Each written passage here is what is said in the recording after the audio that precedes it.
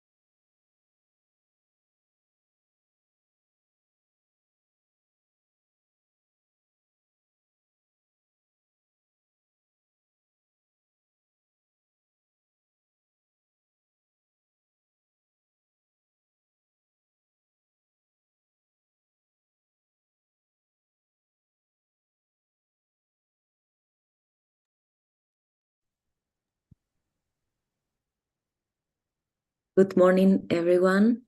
Thank you for joining, and welcome to Tabadul. Today we are celebrating the 7th edition of Tabadul, which means exchange in Arabic. And my name is Patricia Carbonell. I'm the head of Revolve Barcelona office.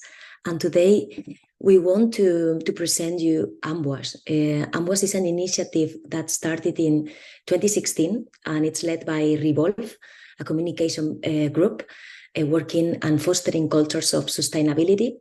And since then, AMWAS have been bringing together a growing network of media professionals, journalists, researchers, actors from civil society, and even policymakers, with the common goal of advancing communication on water issues around the Mediterranean region.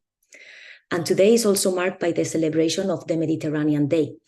And that's why we want to take the opportunity to promote more intercultural exchange. We want to embrace diversity and, of course, encourage respect for each other's identity, for our common cultural heritage, and above all, to strengthen ties between the two shores of the Mediterranean region. And today we are envisioning a session in a Q&A format. So feel free to share your questions on the chat, and we will take them to the floor. And we want to use this opportunity to explore narratives of environmental justice. What is it, and what's the role of media in shaping perceptions, in shaping the public discourse and sentiments, and how we can actually use this term for climate action. So today we have a dynamic panel discussion with 4 communication experts that I'm very happy to have here with us. And I'm very grateful that they accepted our invitation to be here. So today we have Sina Sala. She's a journalist, researcher, and environmental editor at Rasif 22. We also have Rihab Abd Al-Mohsen. She's a science journalist, a trainer in covering the environmental and Middle East and North Africa water issues. We have Rawan Damen. She's the Director General at Arif Network. She's a filmmaker and media consultant, and she's the CEO and founder of a street media consultancy in Jordan. And we have Joep Jansen. He's the founder and editor-in-chief of NextBlue, which is a community-driven platform about water and climate change. So thank you so much, the 4 of you and all the participants that are joining today to hear some fresh ideas, some perspectives on the role of media in shaping narratives around water. And so thank you. Maybe we start with a first round of introduction from each of the experts before we jump into the questions in further detail. Rehab, good morning and welcome. Good morning. Good morning, Patricia. Thank you. Would you like you? Yeah. Yeah, sure. Well, my name is Rehab Abdul Mohsen. I'm a science journalist. I also specialize in writing about water. I got 4 awards on my water-related coverage. I am also a trainer, as you mentioned, with multiple organization. I done some training with Al Jazeera Media Institute, IJNet, the British Council, and Guta, and others. I'm also one of the contributors of a book for on water for media, done by IHE Delft. So as you can see, I'm so relevant to today's topic. I cover water all the time. Thank you, Rehab. Let's continue with Rawan. Hello, everybody. My name is Rawan Damin. Thanks a lot for inviting me in. We have a network of investigative journalists and fact checkers that cover the whole of the Arab world, Middle East and North Africa. We have been in the region for 17 years doing many investigations on water. Water is very important in our region, I think also globally, but in our region, it's also the reason for wars and peace in the region. And it doesn't change with time. Maybe other environmental things from coal to oil can change with wind in energy, but water has been always there and will stay there. And it's the sense of our life, and as well when problems in the water. I would love to show some examples from the work we have done recently in this year and last year. So I will share my screen and see if we can look on like 4 investigations that our journalist did. This is an investigation that was done, and colleagues will put the links to those investigations on the birds in Egypt and the connection with the water. The design was a very nice one. It won an award in Egypt recently, how migrant birds and climate change affect this. It's also a cross-border collaboration, because with water you can do cross-border collaborations on investigations, because things like water and birds, move all through the region. A very nice investigation that a couple of our Egyptian journalists did, and I would advise your audience also to have a look at it and see how this is changing really the situation on the ground.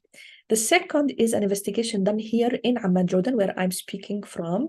It's by Salam Frihat and Mamdouh Al-Hanahne, and both of them got the first award recently with Qarib CFI Award. They got the Best Investigation Award recently, and it's about a tree that is called honey mosquitoes tree in Jordan. It has been planted since the 70s, and it absorbs a lot of water.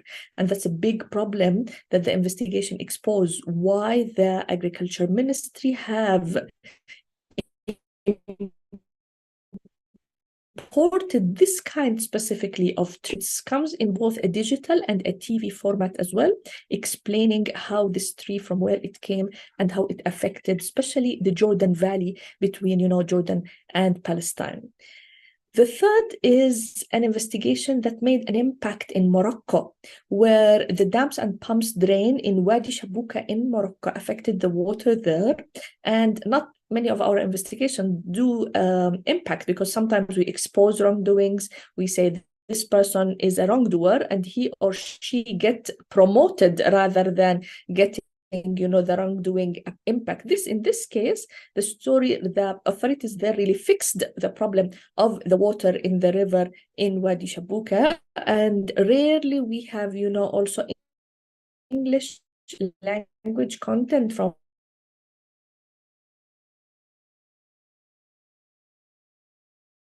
originally. All of those investigations are published in as late science. to them. That's in the middle of Morocco, as you can see. And the last is a very nice investigation also from Siwa in Egypt. You know, there has been a lot of water waste that happened in the area. And we explain here what's the wrongdoing happening, especially that it's a tourist area, and with time, how this escalated and how it affected the situation.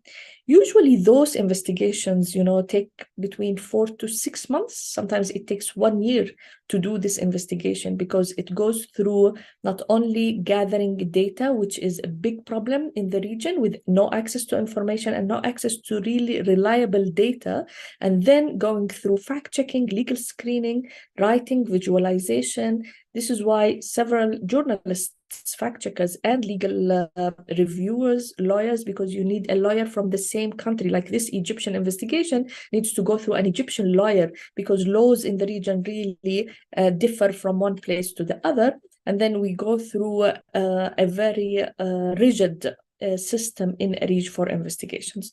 So I think writing about environmental and especially water is extremely important, but doing investigations on this, real investigation, not in-depth reports, is really a big challenge. And this is why these content are used in research institute, universities,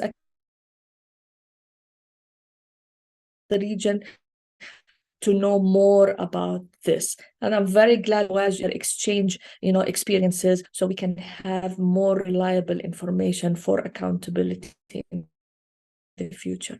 Thank you very much. Thank you, Rawan. Thank you so much for presenting these case studies.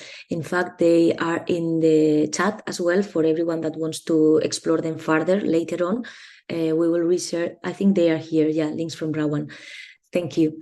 Let's continue with Sina. Good morning and welcome, Sina. Good morning. Hi. Thank you so much for having me on this great panel. My name is Dana Shahla. I'm a Syrian journalist. I'm based in Damascus. And I'm now the environmental editor in Receive 22 website.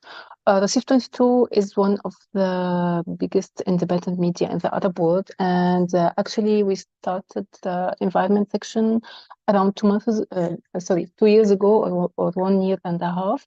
We used to publish some pieces about the environment, but then we started to dedicate a special section. It's called Environment and Climate. Maybe Marta can help me just to present the section.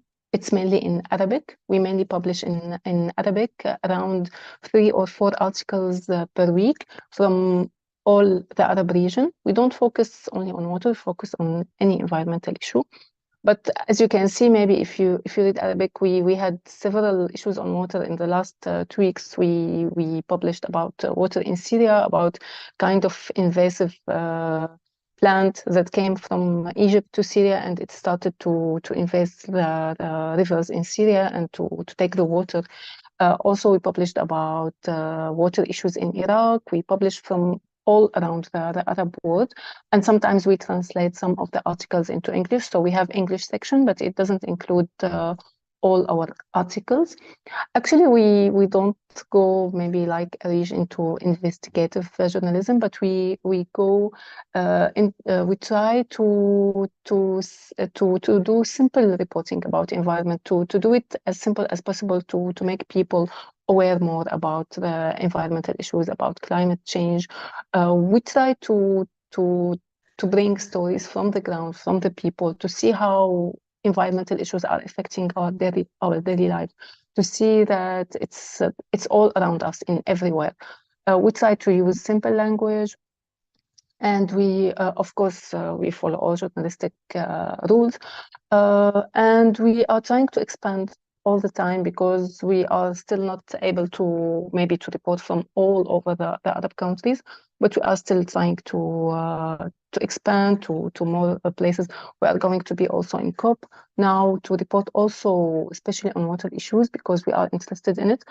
I want also to mention that we are partners in a water project called Moor.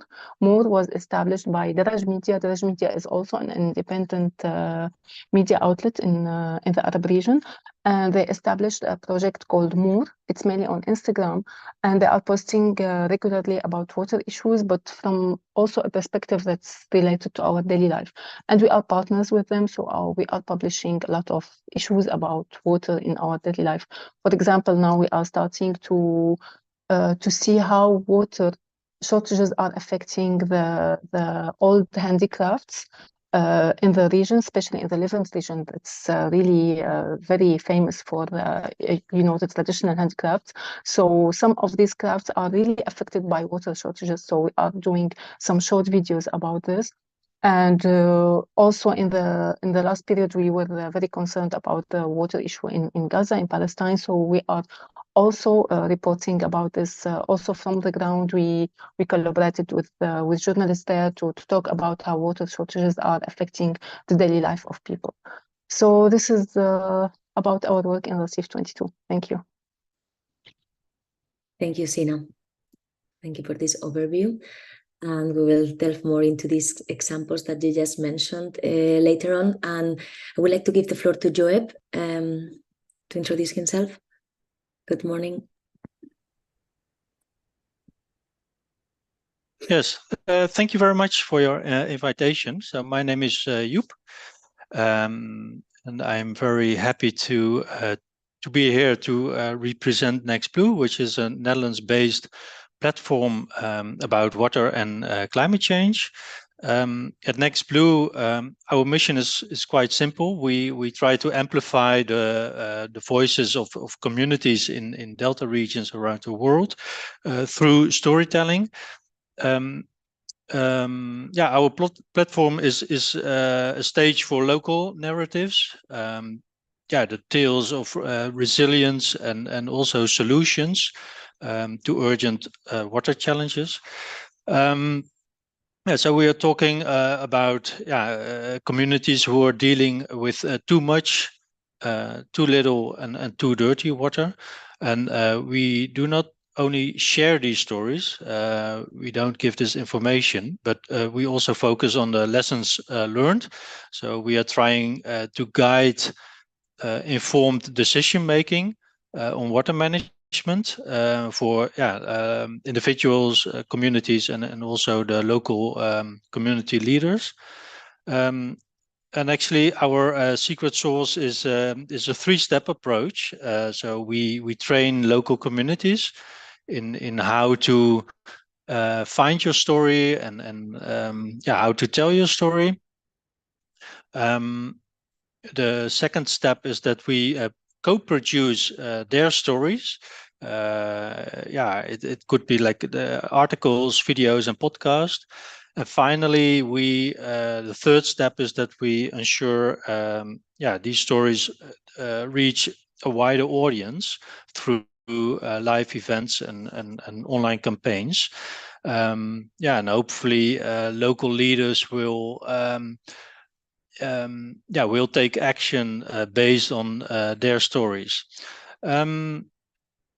Our impact, let's share me a little bit about our impact. So we have around 3,000 unique website visitors monthly, and with a grant from the Environmental Journalism Network, we trained and co-produced and also shared stories from Bangladeshi communities 2 years ago.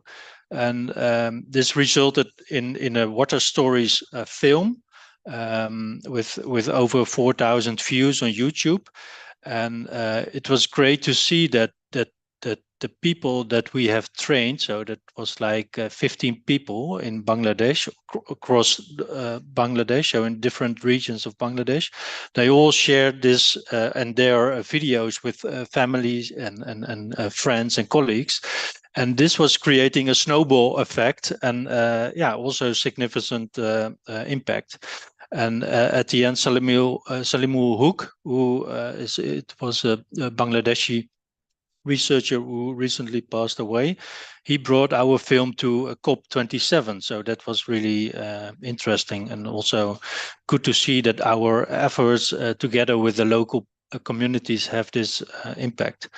Now we are mainly focusing on water justice because water isn't just a resource, because it's I think it's a lifeline for people, especially for women and girls.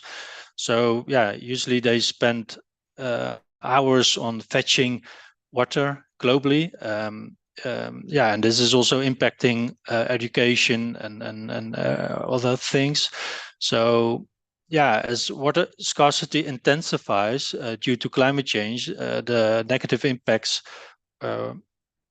worsen, and especially to women and girls. So we are focusing on stories which are telling this kind of water issues. So NextBlue is at the forefront, providing a platform for change, and so please join us and try to help us in reshaping the conversation on water and climate and justice. So thank you very much. Thank you, Job. I think it's very interesting the way you approach comms, also providing capacity to the communities. So it's the know-how that we also need to transfer for the communities to also keep doing communication and raising awareness about these issues. And I really love how every one of you are tackling on these important issues of water justice from different perspectives. So let's, first of all, thank you, because we already see that there's some questions from the audience in the chat. I will do a first round of questions for each of you, and then let's actually bring some of these questions to the floor so we can answer them as well. Going back to rehab, maybe since the topic already was mentioned, about environmental justice, water justice, what is it for you, this term that we are starting to get more information about, and what's the role of media in raising awareness about this? Yeah. Okay, thank you for the question. Before talking about the role of media on tackling environmental justice and climate justice and those terms, I would like to mention the challenges that we are facing.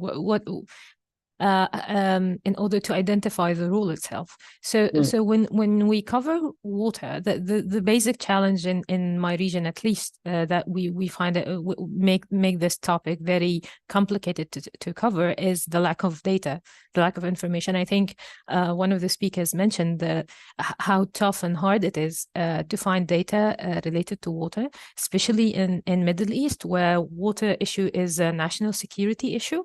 So no one want to tell you the amount of water in the Nile, how the amount of water behind the reservoirs.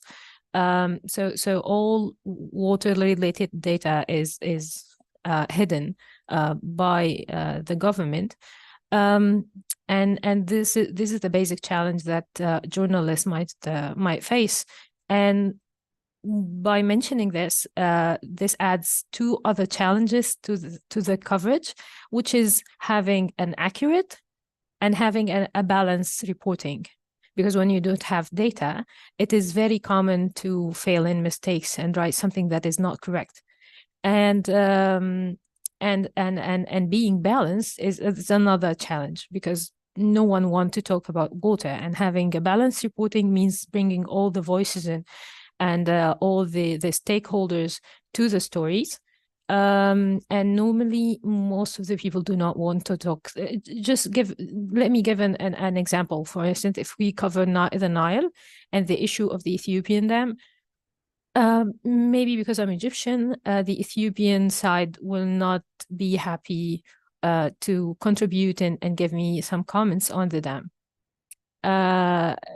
And I am assuming that the same happening with the Ethiopian journalists if they approach the Egyptian side at first. So those are one of the challenges that we are facing, and they are not easy. But the role of media here is to find a way to get over those challenges. Yet doing a balanced reporting, doing an accurate reporting is possible, but it will take more time and more effort than any other topics to do a good reporting on water.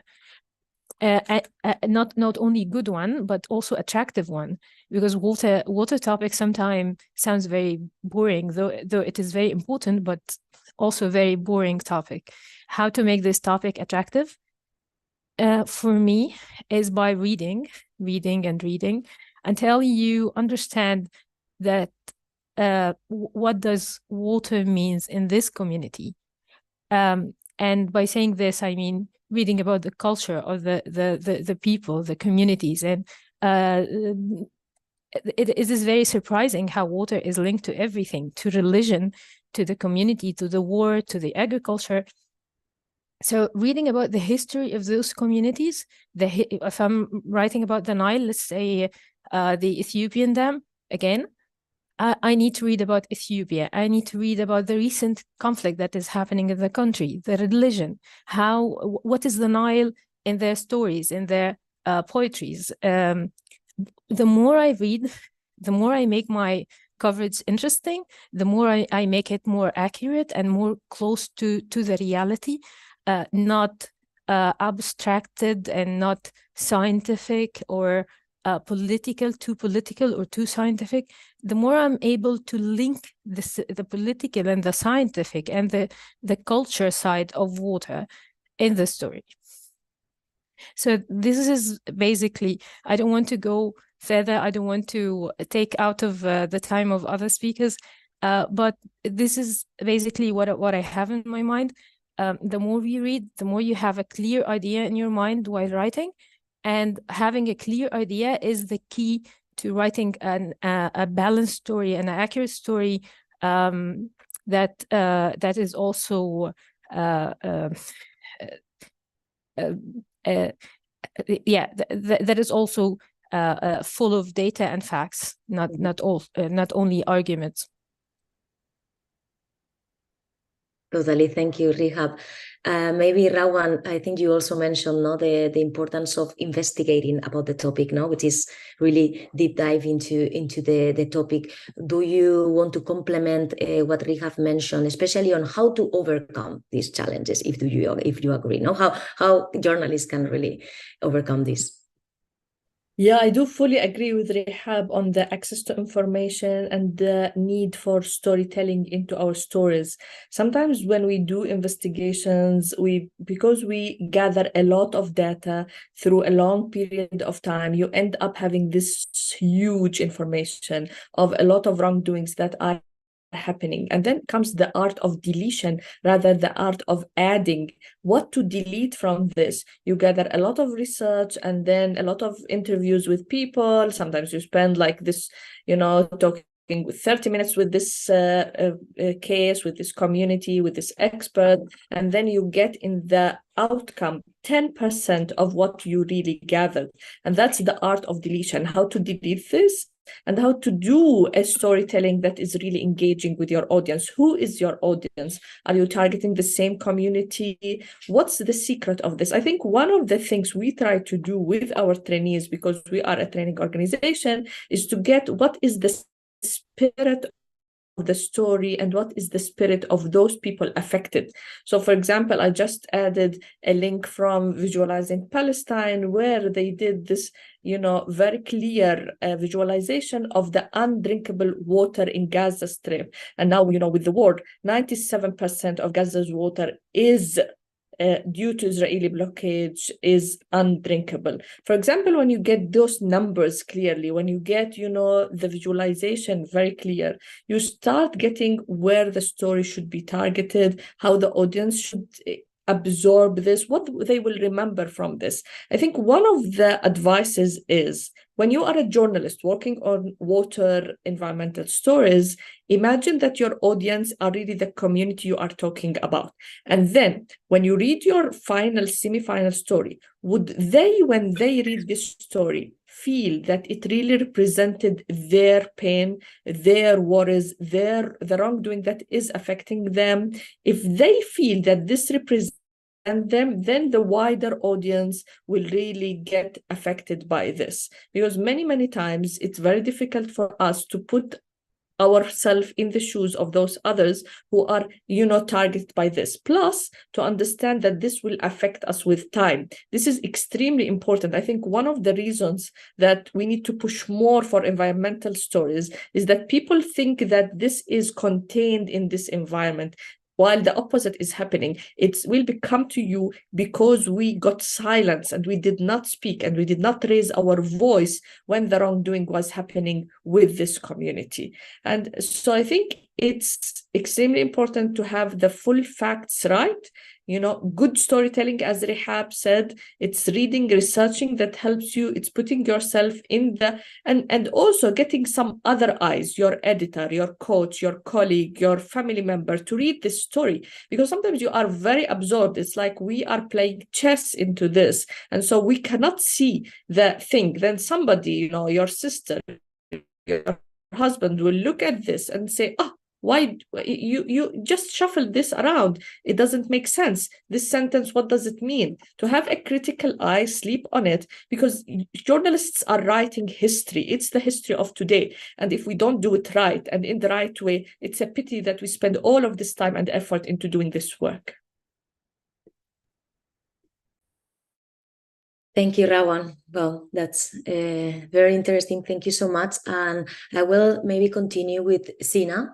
I think you also tackled on the power of storytelling and making the data accessible in your stories in RASIF. So I think that was pretty clear among the speakers today. And my question will be like, how can journalists balance the need for objective reporting and accurate data with advocacy, particularly in situations where we know that there are injustice related to water access, no? Where is the kind of line, no, between objective reporting and also advocacy for environmental causes? Yeah, actually, it's not an easy question, and it's not only related to environmental journalism. It's always a question for journalists to report on many things. So how we can balance this? What's the line? There's a thin line between getting really involved in the issue and advocate for it, or just report about it. So actually, the tips for me are the general tips for journalism is just to keep a distance. Actually, for environmental issues, I can say we really get involved because it's really affecting our daily life. It's something that we, as people, as a human being, we live in our daily life. When I report, for example, about water, so I have water shortages in my house, in my farm, if I have a farm. So it's affecting me. It's not easy to not getting involved or not being passionate about it. But it's really important to take multiple voices from different parties, from different stakeholders, not only stick to one voice only. It's really important to be professional, to be balanced, and also to really rely on scientific facts, to do the fact checking that we always now need to do, especially now with the influx of data, of information all around us. So as Rehab said, it's not easy to get data, especially in the Middle East, especially in closed countries, maybe like Egypt, like Syria, Iraq. So we really need to do a lot of efforts, very hard effort to get the data and to fact check it with experts, or maybe to use some websites that can give us very reliable data, to take the data from different sources, not only rely on one source. Also, it's very important to take the voices from the ground, from the people. Environment journalism is not about like working from behind the laptop. No, we need to go on the ground and we need to do our own reporting. We need to see in our eyes what's happening. Is there really this injustice or no? There's really this thing we are talking about or no? So it's really important. I always, because I work as editor, I always talk to the journalists I'm working with that especially environment journalism cannot be done from your home. You need to be on the ground. So this is really, really important.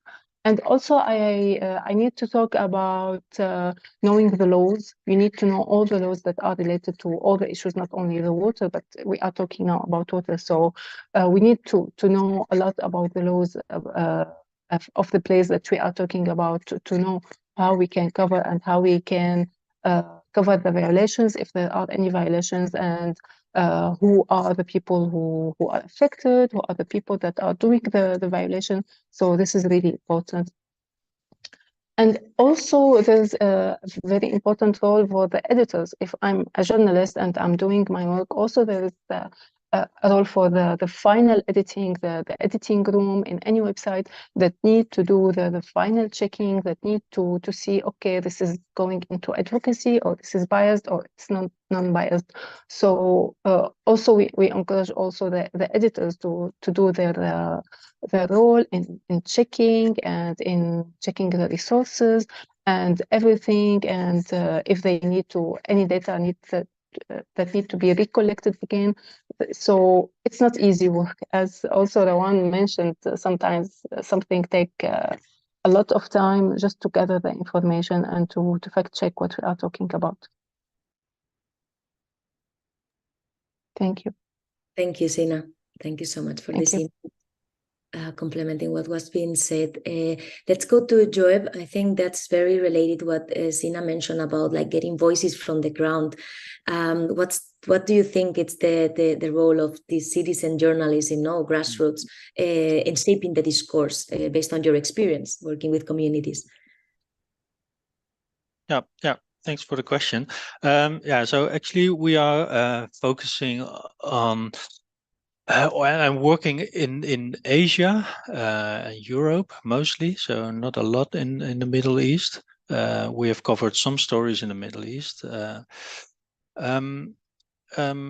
think we believe in the power of stories. So actually it's your stories. And citizen journalism and grassroots media are very important to us.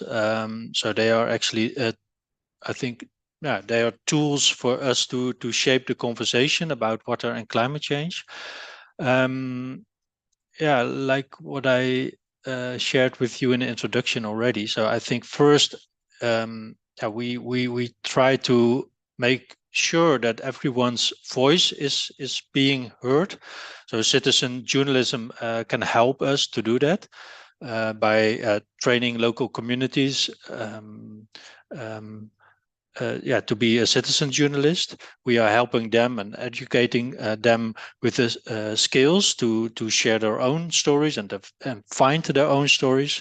And stories that otherwise are not get a chance to be heard. So I think that's important. Secondly, we try to foster community engagement. Which is very important to us. So grassroots media is like a big community storytelling party actually. So we don't just talk about the issues. We actively involve communities through workshops, for example, and training sessions. We help them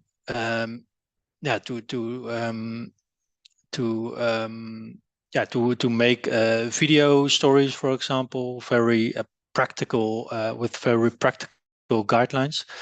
And we encourage everyone to be part of the storytelling process. So it's not one way to the other, but it's really working together and co-production. And in this way we try to make stories that reflect what communities need and care about. So that's the second part. And last but not least, I think stories also have the power to influence policy makers and public opinion. So citizen journalism is not just about sharing stories. It's also about shaping how people see the world. And I think when we share authentic stories, then we have more impact on policymakers. Stories are like it's a way to bridge the gap between science on the one side and local communities on the other side. So I think we should bridge the gap between your head and your heart through stories. And the challenge we are currently facing actually is monitoring the actions taken by local policymakers. But yeah, this takes a lot of manpower and investments on the ground. So if we can find a way to manage this, then to work together with local NGOs, for example, then we believe that we can make a more sustainable change for local communities. Thank you. Thank you. Thank you, Job. We have several questions from the audience, and we would like to take this opportunity to already start the discussion with them. Marta, do you want to share some of them? Yes, we have a few different questions. I will start with one from Mohammed, which is a bit general, so open to any of you that want to answer. But he was asking if someone has investigated or summarized lessons learned in working with water services in protracted crisis, and what works and what does not work. So I don't know if some of you have some experience or some resources to share with him. There was also a previous question from Mohammed that can be maybe linked on follow-up or impacts from investigations on peace building or national, regional policy making. That I think was related to the beginning of the conversation. So I don't know who wants to jump in. Yeah, I can. I have a few comments on this.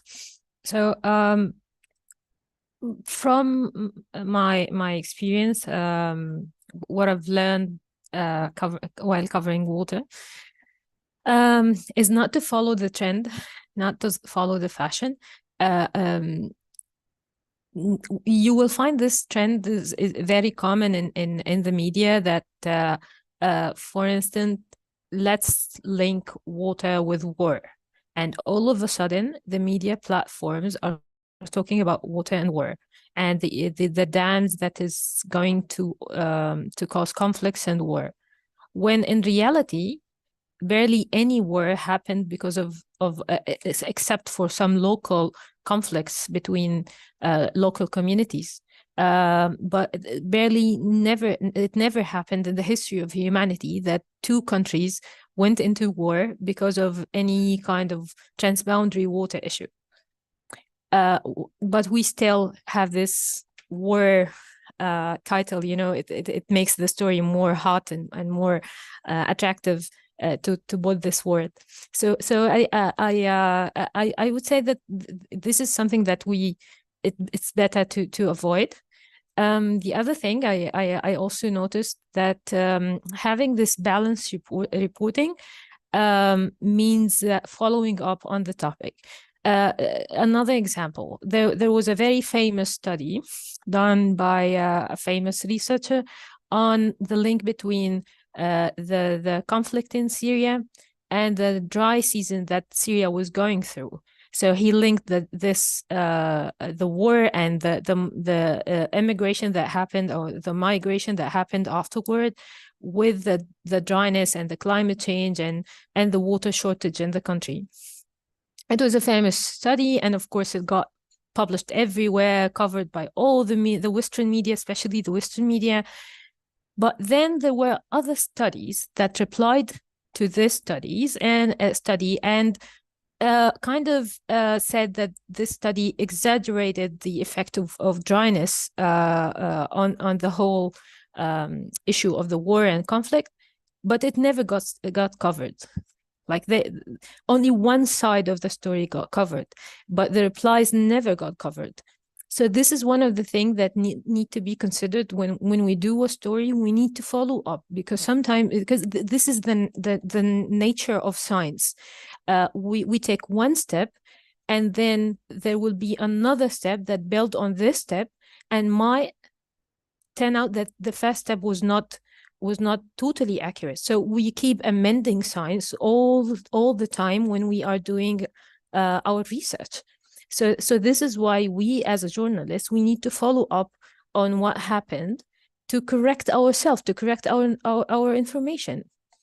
So this is the second thing, and the third thing that comes to my mind is the thing that mentioned by my two colleagues, Zena and Rawan and Jav. Yes, I hope I'm pronouncing your name correctly. So they mentioned something about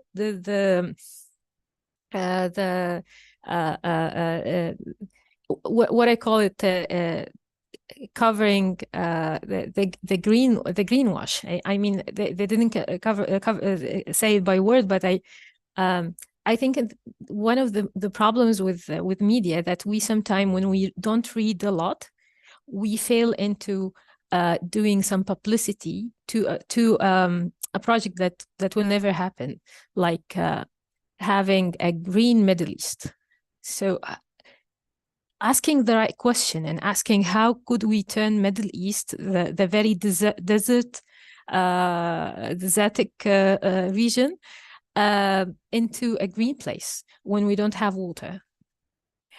So asking those questions is very important, and in order to ask those questions, you need to read and research and be critical and develop a critical mind when reading about those news. Because what I hate more than a journalist doing a PR work is a journalist who do a PR work without knowing that he's doing a PR work. So this is even a bigger mistake or a bigger crime, honestly. And that's it. I will leave it here. Thank you. Thanks, Rihab. Thank you, Rihab. I don't know if any of the other speakers have. Maybe we go to other questions because we have many. There are many interesting questions. So yes, I will jump to the next one. So I think the next one from Nadine, also open to anyone that want to answer. She's asking, where could you get reliable information in areas where data is not shared publicly, and sometimes data doesn't even exist? So I think this was also mentioned before. Okay, Rawan. Yeah, I think, it's very important to look at this, because you will not find, there's a big problem in the region. There's no one ministry or municipality that provide you with the data in the way you need it really to analyze it. So one of this is how to study data investigation and data journalism in general. But also, when there's no data, not to say that there will be no story. You can gather the data yourself. Of course, we cannot do a consensus for the whole country and gather things. So you do a small sample. You say, okay, I'll study only this village on the side of the Mediterranean, and it is a small village, and there's 6,000 people there. Okay, how can I do a real representative sample for this? I need to go there. In some of our investigations, we needed to work 6 weeks in the field just to gather the data. And this data, imagine that the ministries, some of them came back to us and asked us, who is the whistleblower who leaked for you this data? There was no whistleblower, there was no leaking of the data, but they couldn't understand that on the ground you can really gather this data. Plus, in some cases, there are small NGOs, local community activists who have been there for years doing this work. You can reach out to them and really study critically the data they have. They would love, no names for this, just credit them, and that's fine. But let's make a collaboration with NGOs and INGOs. I think sometimes journalists think that they are the heroes, Superwoman, Superman, they can do everything. No, we cannot. There are people there who are doing this work, and we can collaborate with them and cross-check the information, because maybe this NGO has, biases towards this or that. Also, the data itself is biased sometimes, because the data is sometimes biased based on race, gender, color, whatever, sometimes based on classes. And this is where our role is. Plus, if we really don't have data, it doesn't mean that the story doesn't exist. Let's be frank. Let's say, this is the story. This is where we reached. this is the data that we can achieve. This is the gaps of the data. Maybe somebody can jump in and help us with this, and then build on this story. I think one of where the wrongdoers, and sometimes they are businessmen, they are factories who are doing really bad work on the side. Let's say Rehab mentioned the Nile. We found that there is really bad doing to the Nile, both in Egypt and Sudan as well. And there is factories and businessmen who doesn't want this to be exposed.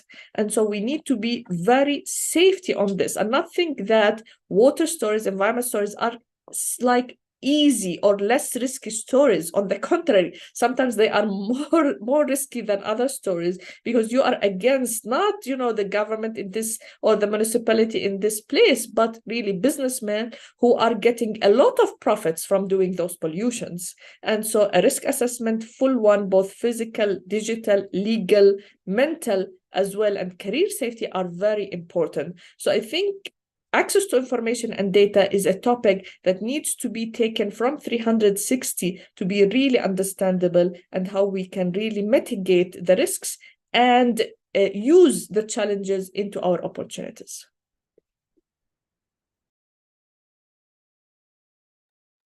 Any other reactions to this question? I think that one was very clear, but maybe there's other reactions.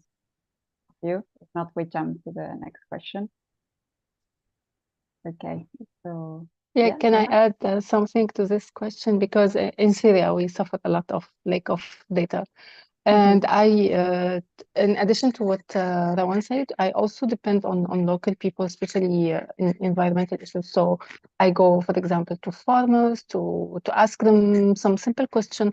They maybe don't know about exact data I need, but I try to ask them question about differences that they maybe noticed through time of the quantity of water, the quality of water, maybe. So I try to, as the one side, I try to gather a lot of data from people on the ground, because sometimes this is the only thing I rely on, but I also mentioned that I'm relying on this, and there is no specific or like public figures about this issue or this issue, and I just leave it to you just leave it to the readers to know that, okay, you just gather this data from this source and you cannot access another sources.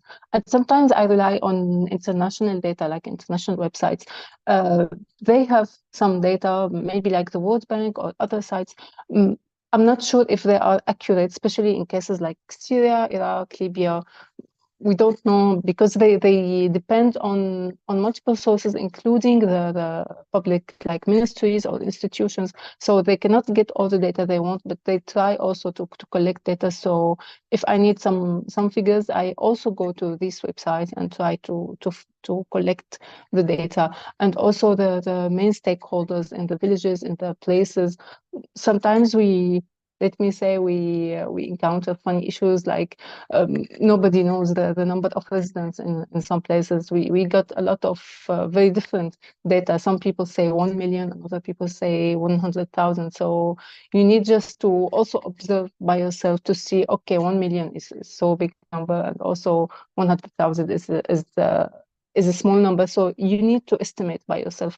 You need to rely on your journalistic skills and experience to know exactly what are you talking about. Yeah, I think what you are also saying is going back to what you mentioned as well. Like, I mean, you need to go out to the field, no, and also observe the things and see what's going on beyond the data. So I will jump into another question from Saad.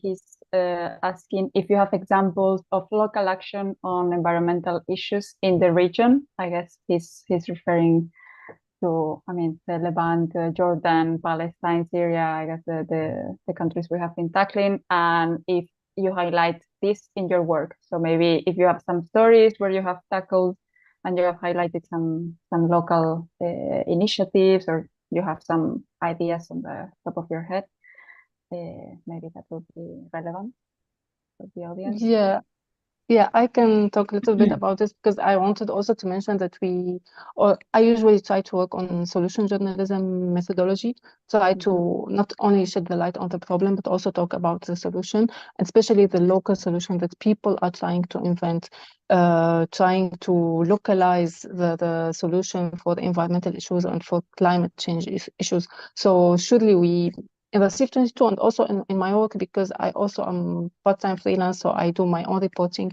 So yeah, we try to focus a lot on this initiative because people are the most ones who know what are their problems and how they can tackle them, especially in countries that are facing a lot of issues, economic issues, environmental issues, like in Syria and Iraq. So people are trying to invent what they need to solve their own problems because the governments are not doing their role in solving the problems. And here also we need to be aware about the solutions we are covering, to just to know that they are really functioning solution, not doing a PR for something, not doing a PR for a kind of company, not doing any kind of greenwashing for any solution. Thank you. Someone else has some insights on this? Some stories that you have might cover. I don't know, maybe if you want just to share in the chat, because I think maybe it's also nice to have some insights sometimes, or some examples from articles or stories that have been shared. Feel free to do that. Okay. Next question. Should we continue with this round? We have a lot of questions, so if we can keep going. So we could go to the next one, which I think it's also nice sometimes to go back to like how we define things and how we explain some concepts that we use very often. And there was a question asking how would journalists describe environmental justice. So maybe it's, I mean, you can do like a quick description or how you understand environmental justice, because I think, yeah, that's also one of the topics we were tackling today. And yeah, I think maybe sometimes it's not so clear for all of us what we mean with that. So who wants to react first?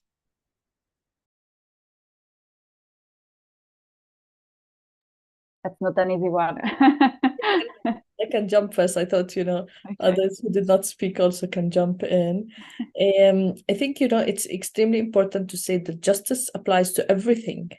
And as a human being, you need your basic human rights of having, sufficient clean water and have access to using the water in everything. We travel using this water. We have all of this water all over the oceans, the rivers, and I think it's very wrong. It's a stereotype to say that it's difficult to combine justice with water. Justice and water, justice and food, justice and climate change, justice and your human rights of education, of decent work, of it's the core of accountability and justice. And so it's justice environment, I think, is the most important for many, many years. I think the last 10-15 years have been much better, but I think politicians, decision makers have only recently, with the vast, pollution clear to the eye, because what we have been speaking about previously was not very clear in their eyes, so they couldn't see it. But then when they saw this and saw, for example, the widespread of fires, even in Europe, North Africa, and in several places, they got more and more understanding of the importance of this justice environment. And so I think it's extremely important that we all focus on this in our writing.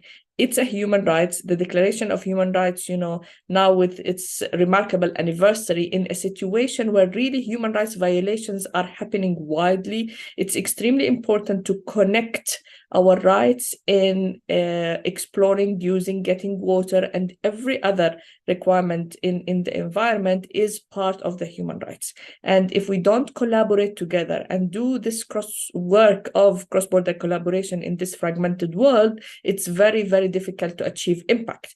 And the sooner the better we do this, because what we are doing now is affecting the justice for the next generation.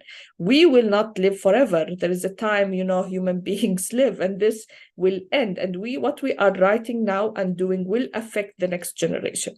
And this is why it's extremely important to say about your own justice as a reader, as a user, as a journalist, as a human being living on Earth this time, and also for the next generation. I will be jumping off in a few minutes, but as we are preparing this big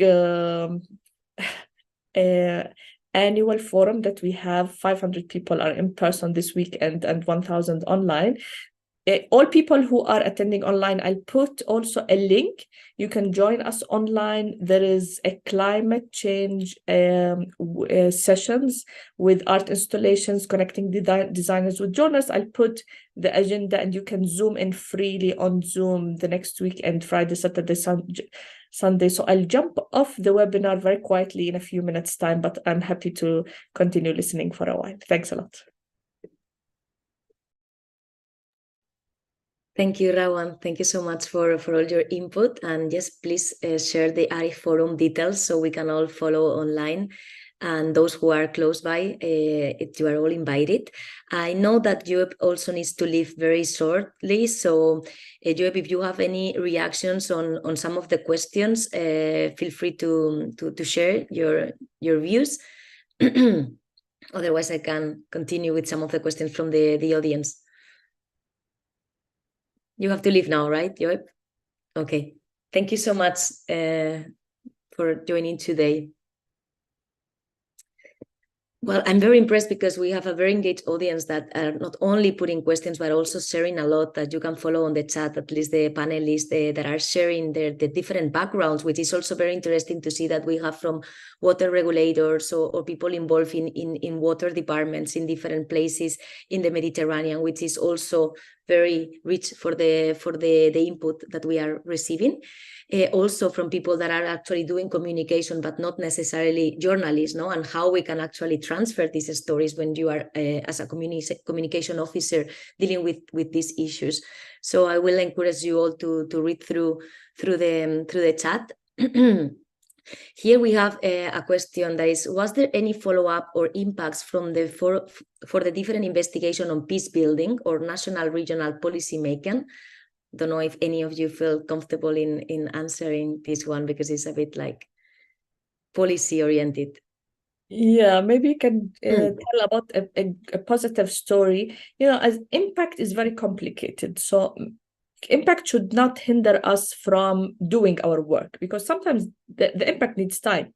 But one of the stories that we are very proud of that happened in Yemen, where we had a journalist that went into prisons there and found during the war that there are many people who are left forgotten for years. So they have been in prison for years, but nobody, they were not going to the court. There was no court judgment against them, and they stayed there, one of them for 7 years, forgotten. And our journalists got access to this and filmed with them videos, and we published the story in both Arabic and English.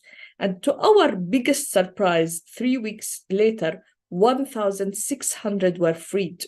I mean, at the office, we were crying at the office. We never expected those people. I'm sure they never heard of ARIJ, Arab Reporters for Investigative Journalism. They don't know what investigative journalism is. But we contributed to the freedom of those people. So I think it's important to believe that we can do impact. It's important to think about this, but not always to depend on policymakers to do this, because sometimes they don't. And this does not mean that the story is not important or the effort that has been put into it is less important. We just continue, because maybe Rihab will do a story, and then Zaina will cover this more, and then somebody from ARIJ will do a third story, and then the impact will happen. Doesn't mean that the third story made the impact. It's the cumulative work that made this together.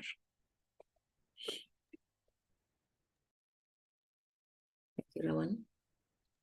Yeah, can I add something to this also? I agree, of course. And what I see as impact for the stories we are publishing regularly on Receive 22, that people are getting more and more aware about environmental issues.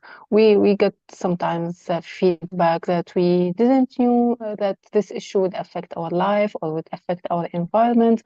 So people are really getting involved more and more with our stories.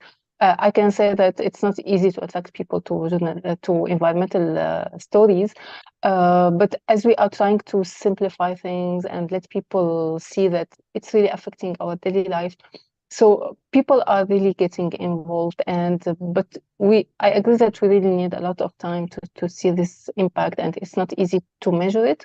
But I know that the stories are reaching people. Maybe 1 year before we didn't have this reach. Now we are having more reach for our stories, more readings, more clicks. So I can see that people are getting more interested in environmental stories, at least in our platform. Yeah, can I add something, Marta? Go ahead.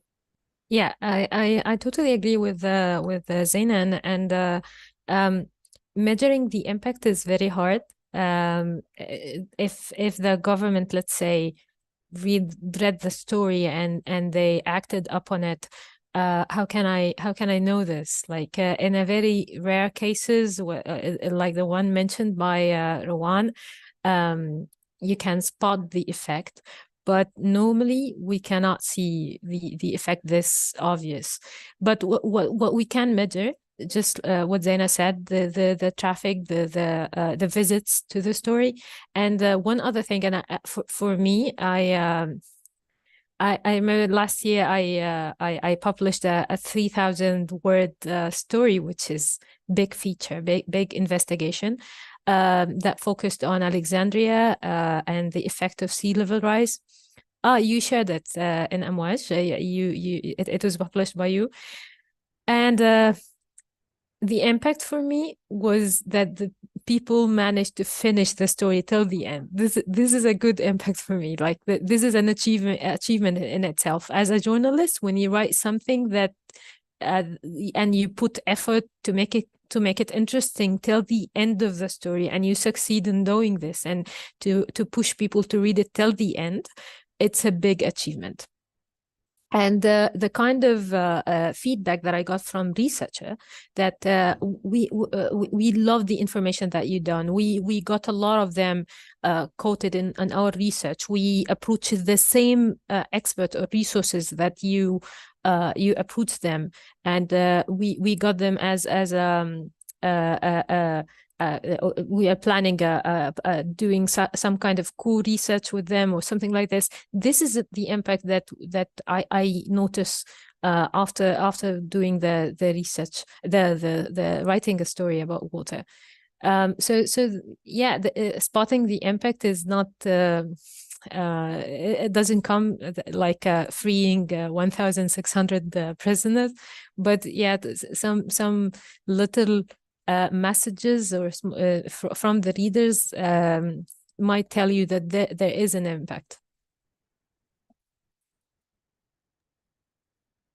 Thank you so much for your contributions, and I'm very grateful because today we have Sina, which it's Receive 22 is a media partner of Amwas. Rihab has been collaborating with us since 2016 that she joined Amwas in Barcelona. Ari also joined as a media partner, Next Blue as well. So we are trying to bring together this kind of content that actually brings all these elements that you are sharing with us today, which is more comprehensive, holistic narratives and reporting on these complex issues. And by the way, this is related to environmental justice, like making a platform to people from the South to talk about their issues and to tell their stories is the core of environmental justice. And this is the real problem that we have. The real problem in environmental coverage is that it depends too much on translating what is said in the Western media, in the in the north. With all respect, this is very reflective to the northern problems, not our problems, and this is what we want to see changing in somehow. We are heading COP. Zeina said that she's going this year to COP 28, and unfortunately, you can see that this is a very obvious example when journalists are covering the agenda of the Western, which is the opposite. Sometimes it's the opposite of the agenda of the southern countries. The southern countries, the countries that got heavily affected by the climate change, and they have zero contribution or very little contribution in what is happening. The floods that hit Sudan, the storms that is hitting Libya and causing a huge amount of death, the dryness that is happening in Egypt, or the sandstorm happening in Iraq. All of those extreme weather events that need to be compensated somehow, because those countries didn't contribute this much in what we are seeing and in the effect that they are bearing at the moment. So this is what we are talking about: raising the awareness, making platforms for people like me, like a journalist from Egypt, a journalist from Syria, to talk and to say what they are suffering and what are the issues that we are facing. This is a big part of the environmental justice. Or this is how I see it. That's perfect that you raise this point, because this is the way we see it as well, no? And this is the reason why we feel so motivated, because we learned from, different perspective, because we suddenly discover things that sometimes it's not easy to uncover, no? And that kind of mission of connecting the dots and finding the content, it's not easy. So for us it's been a big motivation and learning experience as well. Because we cannot cover from the West, not what's happening in other places. Identifying the differences, but also the common grounds. So we have one question that is also related to environmental justice, in the sense that Annabelle from the Bonn Water Network says, I can imagine that your work quickly gets very political, which is certainly difficult in the political context that you are living in. It will be great to get insights on this. How do you perceive it? Which are the threats that you are facing, and how do you deal with it? This is a great critical question. So if you feel safe in the digital space to share, that's perfect. If not, it's fine. I think someone mentioned earlier as well. I think Rehab, you mentioned it with the Nile, no, and the different political positions that makes your work more challenging. So I don't know if you want to add anything or complement this. Yeah, sure. Water, especially that it is a transboundary topic. So water by nature, it's a mostly transboundary topics, or issue. So this is how it needs cooperation, and it raises some issues, some problems between the countries. And for me, as someone who covers the Nile a lot, with all what is happening, the biggest problem for me is my nationality, the nationalism of the topic. So if you write anything that is criticizing the project of the Ethiopian dam, now this is because you're Egyptian, not because you are trying to be scientific. If you said anything that is supporting a little bit, not supporting, I don't know what the word, but if you cover a research that said that the dam is not going to have a severe effect on the water that comes to Egypt, then you will be accused of betraying your country. So this is how you got you have a pressure because of your nationality all the time, and I can see even a heavier pressure on the Ethiopian journalist. How we deal with this? I have a personal methodology, which is sticking to the science. So I always read the science behind the story and behind the topic, and and the good science, and not a scientific paper that got published in a poor journal with a heavy sense of nationalism. You can see that this is more of a political paper, not a scientific paper. And I'm trying to make a good network among researchers so that I can have a second eye when I read a paper. I'm not a scientist, so I might send it to one of my friends and ask him, is it a good paper? What do you think about it? And this helps a lot. Having a network among researchers is your asset.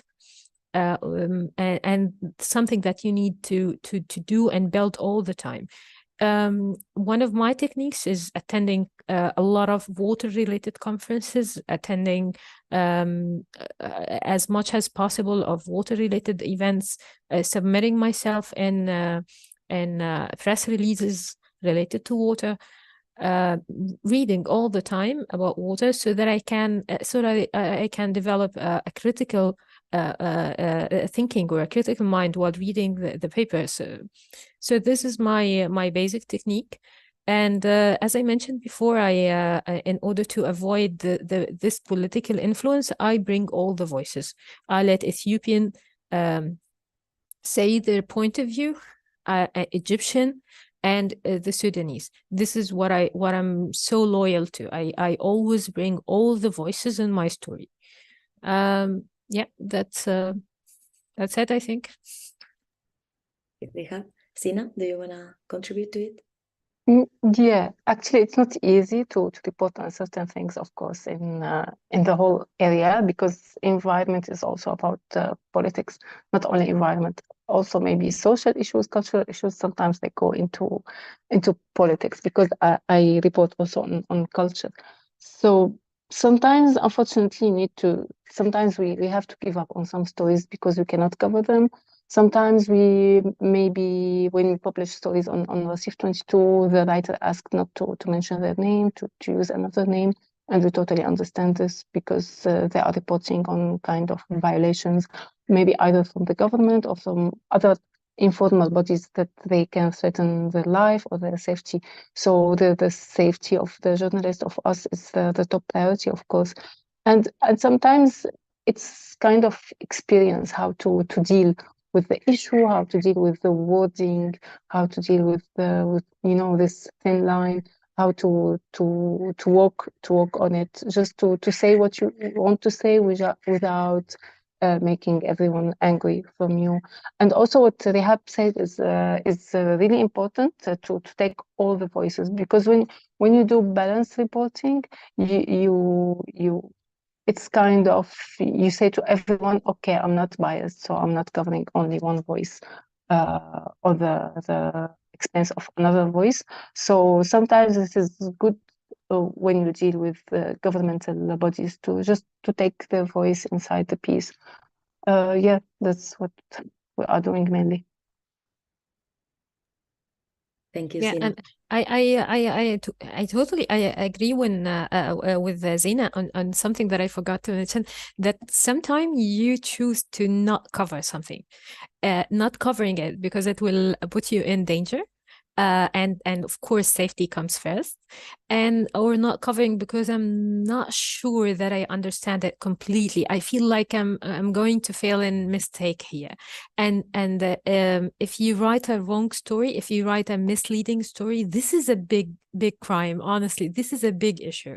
So sometimes let's say that something related to water pollution on the Nile, and I'm not sure who's what is the effect of this, and what is the causes. And I feel like I'm getting many comments from scientists, but they have some biases. So it's better to choose to freeze this topic or not to cover it at the moment till I'm very much aware of the whole story, and having a clear vision on what is the problem and who's causing what, and having an answer to the basic questions. So choosing not to cover is important. It's just not to act as if we are heroes who covers all the thing all the time. No, this is, I think, not the case, at least for me. Well, thank you for your answers. Sorry, I also want to add something that I remembered now. It's really important and interesting question. That sometimes when you talk about the solutions that people are trying to do, and you say, okay, I'm not against you as a government. I'm just like shedding the light on this problem, and I'm trying to help you to figure out the solution. Sometimes it works, so you don't let those bodies feel that you are against them. No, you are with them to work on this problem. So sometimes it works because at the end you want the people to benefit. You want to achieve the justice you are searching for, or the people are searching for. So sometimes it's good to search for a solution on the amount of the people. What are they saying? What are their needs? What are they creating as solutions?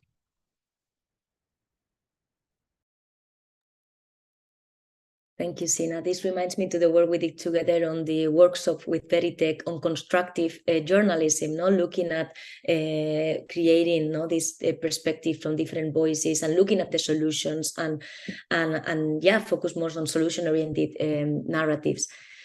Okay, so a few more questions from the audience. We have one from Nadine. Sorry, I lost it now. What advice could you give to someone who's trying to increase awareness on environmental topics when they are not journalists?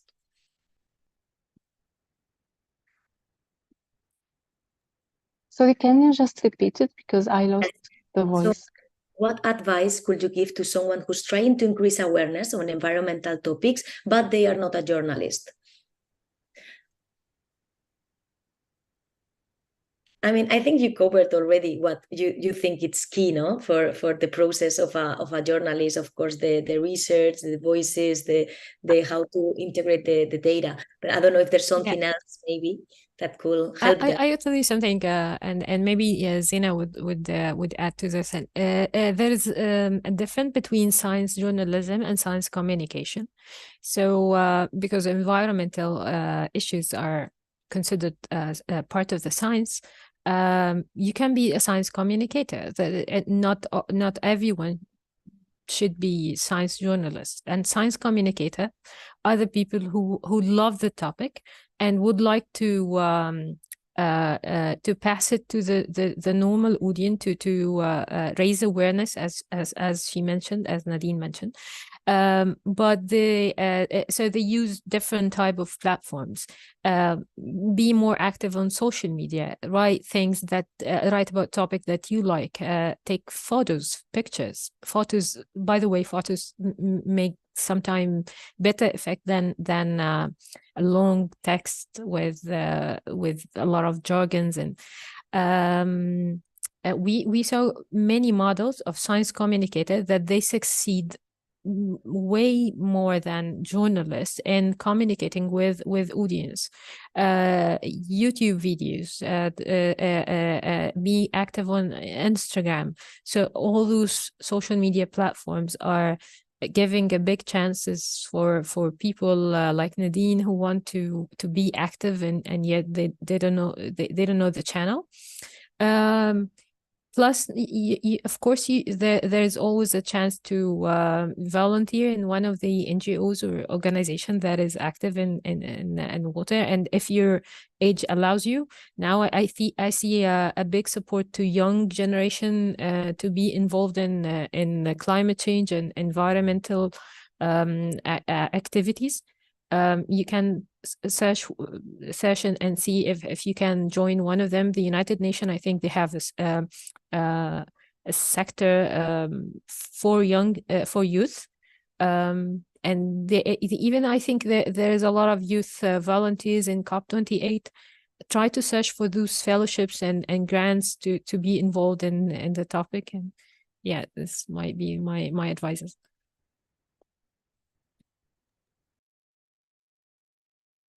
Okay, I can also add something from my own personal experience, because apart from being a journalist, I'm also kind of trying to raise awareness about environmental issues in my surrounding. It's not easy, especially in a country that's living a war like Syria, because the environment is not a priority at all, because we are suffering from a lot of problems. We don't have electricity, we don't have fuel. So what about thinking about environmental issues? Nobody cares really. But when I say to people around me, I try to pick some facts, some small facts that make people realize how dangerous the situation is. So, for example, I can say to them that it's a fact that every minute, I think, people around the world buy a million plastic bottles for water. So if I tell them like this, and then I say, okay, try to imagine that we are eliminating the use of plastic bottled waters and just buy a reusable one and keep it with us in our suitcase or something. So people start to feel that a small act from their side can really be impactful. And I also try to search around me about examples of to let the people know how the environmental issues and climate change is affecting our daily life.